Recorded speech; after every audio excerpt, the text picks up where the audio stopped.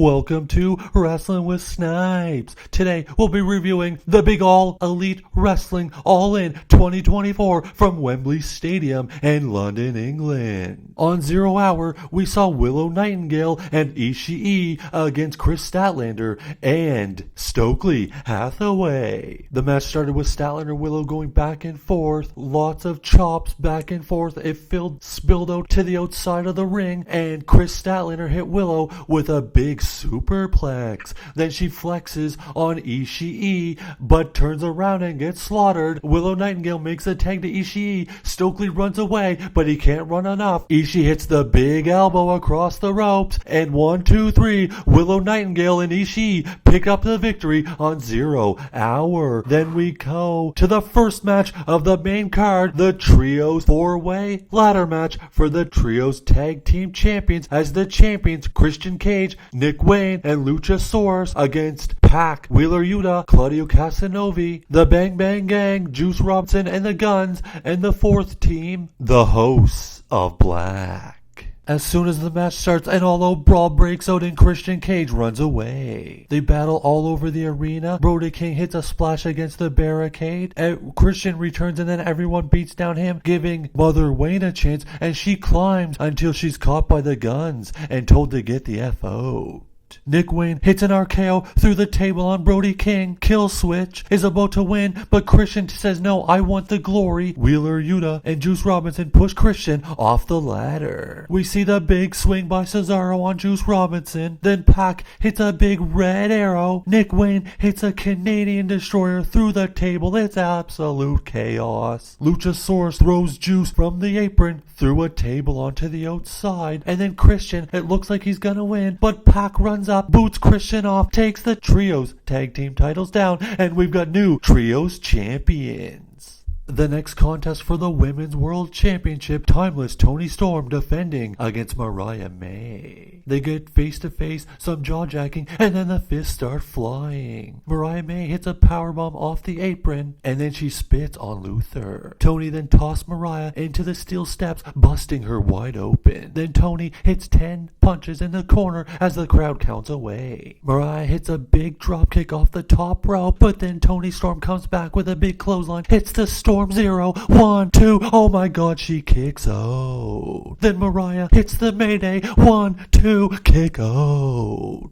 Then they show Mina in the crowd. Who is she rooting for? Then Mariah goes to grab the women's title, but Luther grabs it and pulls it away, and the butler flips her off. Toni grabs the shoe, but does not hit it, which causes a distraction. Then Mariah hits the knee to the back of the head, kisses Toni's forehead, hits the Storm Zero, 1, 2, 3, we've got a new women's champion, the Glamour. The next contest was for the FTW Championship as Jericho and Hook went one-on-one. The match starts off with 3-on-1, all 3 members of the Learning Tree attacking Hook. Then Jericho hits a codebreaker but only gets a 1 count. Jericho then drops a bag of cricket balls and then gets a backdrop on them. Hook then grabs a cricket bat and beats all 3 members down, takes off the eye patch, and the people go crazy. Hook throws Big Bill through a table, then hits the Tasmission, but then has to go knock down the Big Apple. Jericho then gets put in the Tasmission. The Tasmission gets put on, then Taz puts the Tasmission on the Bad Apple, and Jericho taps out. We got a new FTW Heavyweight Champion, and Taz and Hook give the big hug at the end. The next match was a 3-way tag team title match as the champions, the Young Bucks, defended against FTR and the Acclaim. Quick tags to start the match as the Young Bucks watch from the outside of the ring. Then Anthony Bowens hits a big super kick. Max Caster holds Bo Jackson's legs wide open, and Bowens off the top with a leg drop between the legs. Dax starts hitting German suplexes on everyone, then hits a double German on both Young Bucks. We see Cash and Caster hit a shatter machine, then the EVP trigger, 1, 2, 3. The Young Bucks retain in a quick match, very surprised at the end. Then Drake and Gibson get in the ring. The Grizzled Young Vets, they go face to face with the Young Bucks. The Young Bucks leave, then the Grizzled Young Vets attack FTR. The next contest is the Casino Gauntlet Battle Royal. Entry number 1, Orange Cassidy. Number 2, Okada. They hug, then Okada beats him down. Orange Cassidy puts his hands hands in his pockets, and he gets excited as Nigel McGuinness enters at number 3. Number 4, Kyle O'Reilly. Number 5, Zack Sabre Jr. Zack Sabre Jr. and Nigel McGuinness go back and forth with forearm as number 6 comes out Roderick Strong. Roderick Strong chops and backdrops everyone in the ring, and number 7, Mark Briscoe. Briscoe comes out and hits chops and back elbows. O'Reilly puts Zack Sabre Jr. in the ankle lock, and Briscoe goes over the top and takes down Strong and Nigel. Number 8, Adam Hangman Page. Page takes out everybody, hits the Deadeye on Orange Cassidy, and number 9, Double J, Jeff Jarrett. Jarrett and Hangman go face to face and trade blows. Hangman then grabs Karen Jarrett by the throat but lets her grow as number 10 comes out, Ricochet. Ricochet takes Page out with a dropkick from the top row. Ricochet shooting star press from the top rope and takes out everyone.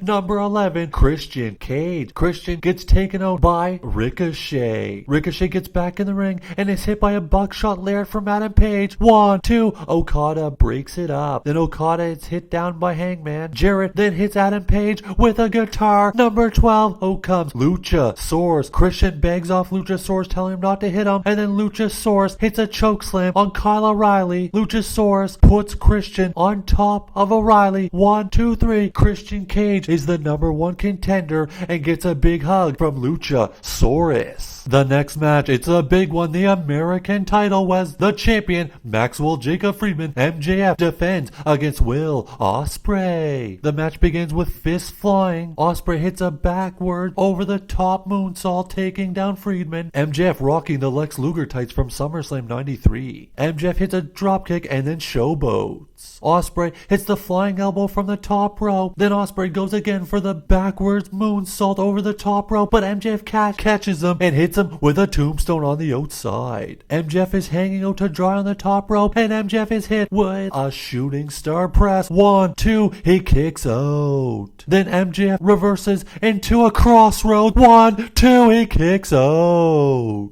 MJF then hits a Canadian Destroyer on the apron, and he gets a 2 count. Then Osprey hits an RKO on MJF on the outside on the apron. Will then goes to hit the MJF, but he ends up hitting the cameraman. MJF then grabs the American title, hits Osprey. The ref sees it. 1, 2, he kicks out. Then MJF right away hits a brainbuster. 1, 2, Osprey again kicks out. The ref gets hit and gets taken out. Will Osprey then goes for a tiger driver, but MJF with a low blow. MJF then brings out the brass knucks. He's about to hit Osprey. Then a masked man hits MJF. He takes off the mask and it's Daniel Garcia. Osprey then hits the tiger driver 91. 1, 2, 3. Will Osprey wins back the title and is presented with the International Championship. The next contest, it's a big one. It's for the TBS Championship as the champion Mercedes Monae defends against the Good Doctor Britt Baker, DMD. Monae holds up the title and says, "Britt, you will never have this title." Almost immediate, Britt Baker attempts to go for the lockjaw but cannot get the job done. Britt then looks like she's going to go for the Panama City Sunrise, but Camille distracts her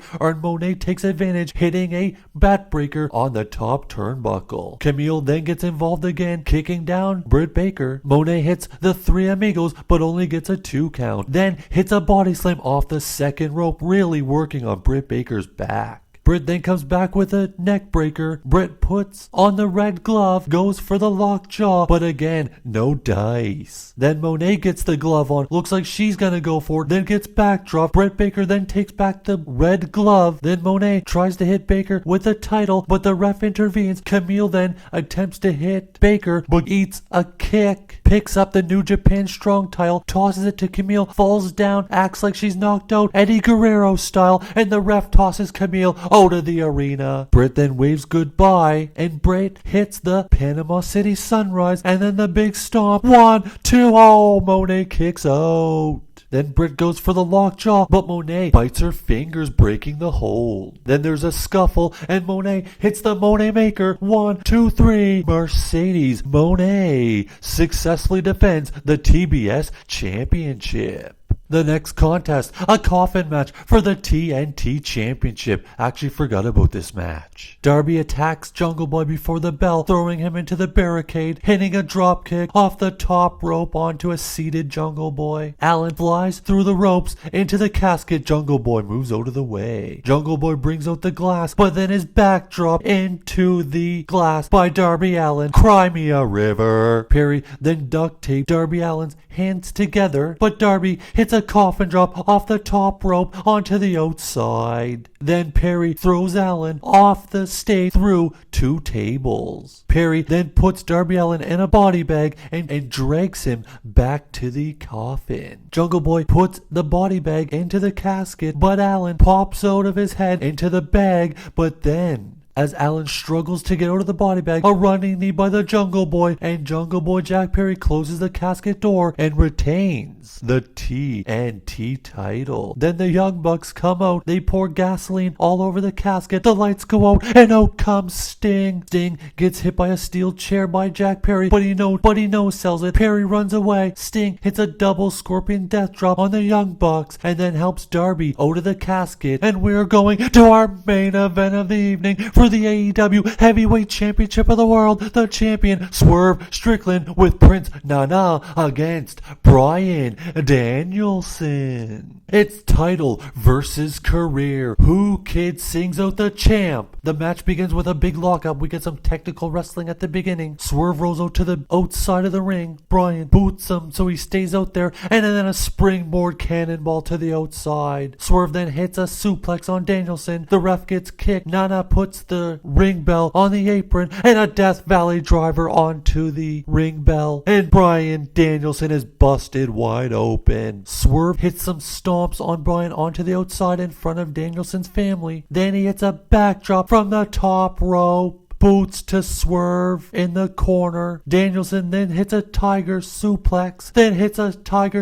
Off the top rope. 1, 2. Swerve kicks out. Swerve hits a dangerous neck drop. The medical team gets in the ring to check on Bryan, but Swerve kicks them out of the ring. Swerve hits a double stomp from the top rope. Then Swerve kicks Bryan out, but Bryan is hulking up. He slaps Swerve. Swerve then reverses and hits a house call. 1, 2. Oh my god, he kicked out. Then Swerve hits the big pressure. 1, 2. No, 3 count there. Then Adam Page shows up, throws Prince Nana to the ground, but then security shows up to take away Hangman. But this distracts Swerve, and then Danielson hits the big knee. 1, 2. He kicks out, but then Danielson locks in the label lock, and Swerve taps out. Daniel Bryanson is the new heavyweight champion of the world, and out come the Combat Club and Brie and the children to celebrate. We've got a new heavyweight champion. Whose house? Bryan's house.